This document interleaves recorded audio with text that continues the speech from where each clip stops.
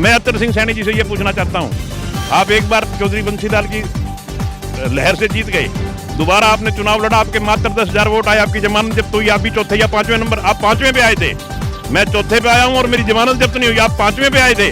और उसके बाद कभी आपने हिम्मत करी कि चुनाव लड़ने की? अब हिम्मत तो करके दिखाओ एक बार चुनाव। लवकेश टुटेजा जी कहते हैं कि हरियाणा साहब जीते, बीजेपी से जीते, बहुत अच्छी बात है, लेकिन मैं बिल्कुल खुश नहीं हूँ कि वो बीजेपी के विधायक बने। अपने घर आ रहो, फिर खुश नहीं है तो वो तो अपने मुंह से ही कह गया कि मैंने वोट नहीं दिया। अतर सिंह सैनी भी उसी की राह पे थे। एक आदमी अगर बना दे तो खुद ही चुनाव लड़ लेता, फिर जीत जाता। एक इल्जाम भी जिस दिन मेरे ऊपर लगा देंगे भ्रष्टाचार का, मैं राजनीति छोड़ूंगा। अभी तो मैं इसको 1 करोड़ रुपए का नोटिस देने वाला हूँ, आज मैं आपको बता रहा हूँ। एक सवाल सर हमने उनसे जाते जाते पूछा था, एक आपसे जाते जाते पूछेंगे, राजेश सकराल जी को क्या कहना है? छोड़ो यार, मस्ती। नमस्कार, एक मत पोस्ट में आपका स्वागत है। मैं हूं चिराग सचदेवा। इस वक्त मेरे साथ बीजेपी विधायक विनोद भ्याना जी हैं। हम इस वक्त हांसी के प्रेमनगर एरिया में खड़े हैं। सर, अहम सवाल, कल आपका जन्मदिन था, आप काफ़ी व्यस्त थे, हम आपसे पूछ नहीं पाए। राजेश सकराल जी ने कल एक मीटिंग बुलाई थी, जो भाजपा के नेता हैं। उस मीटिंग में लवकेश टुटेजा जी और अतर सिंह सैनी भी थे, जो पूर्व मंत्री रह चुके हैं। उन्होंने ये बताया है कि बीजेपी ये है जो इस समय यहाँ खड़ी है। तो आप क्या कहते हैं कि जिस बीजेपी में आप विधायक हैं वो बीजेपी नहीं है? ऐसा है, मैं इस बारे में क्या बोलूँ आपको। वो बीजेपी हैं, इन्होंने तो ये 3 आदमियों का नाम लिया है, इन्होंने कभी बीजेपी को वोट दिए नहीं। चाहे वो राजेश सकराल हो तो अपने मुंह से ही कह गया कि मैंने वोट नहीं दिया। अतर सिंह सैनी भी उसी की राह पे थे। अतर सिंह सैनी ने तो ये कह दिया कि कांग्रेस में सीपीएस मंत्री ही मैंने बनवाया था उनको। नहीं, उन्होंने ये भी कहा है कि इन्होंने मेरे जितवाया था। उन्होंने बिल्कुल कहा, अपने ऊपर भी कहा है। वो तो देखो, चुनाव में एक दूसरे की मदद करते हैं, कोई किसी को नहीं बनाता, बनाने वाला परमात्मा है, जनता है। एक आदमी अगर बना दे तो खुद ही चुनाव लड़ लेता, फिर जीत जाता। अब मैं आपको बताना चाहता हूँ, अतर सिंह सैनी जी एक बार हरियाणा विकास पार्टी की लहर थी, उनको ऐसा बहुमत मिला, मेरे ख्याल में हल्के में 50% वोट उनको दे दिए लोगों ने, 52,000 वोट दिए।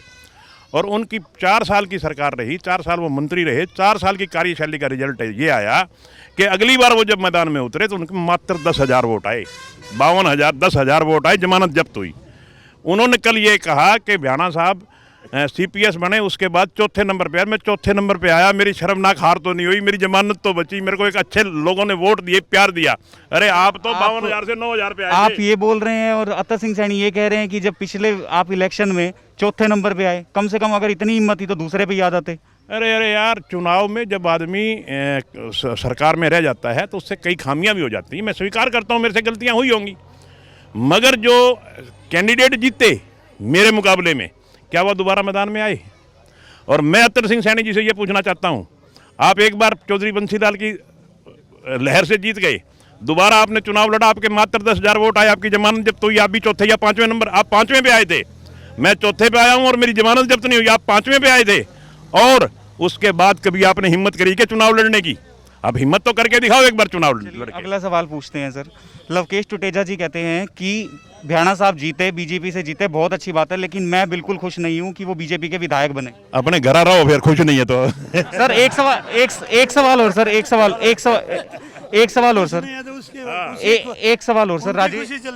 राजेश सकराल जी का कहना है कि अगर बीजेपी के विधायक बने ही हो तो भ्रष्टाचार मत फैलाओ कि बीजेपी बिल्कुल डूब जाए। ऐसा है, ये ना वो लोग हैं जो मैं समझता हूँ कि बिल्कुल छटपटा रहे हैं, और इनके छटपटाने का कोई मैं मायने समझता नहीं। मेरे ऊपर जिस दिन ये भ्रष्टाचार, अभी तो मैं इसको 1 करोड़ रुपए का नोटिस देने वाला हूँ, आज मैं आपको बता रहा हूँ, इसको भी नोटिस देने वाला हूँ। मैं जो इनने मेरे ऊपर इल्ज़ाम लगाए हैं 100% मिथ्या है।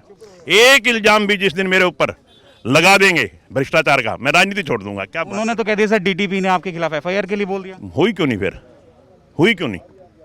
डीटीपी के लिए बोल दिया, हुई क्यों नहीं? मैं ये पूछता हूँ, कानून सबके लिए बराबर है।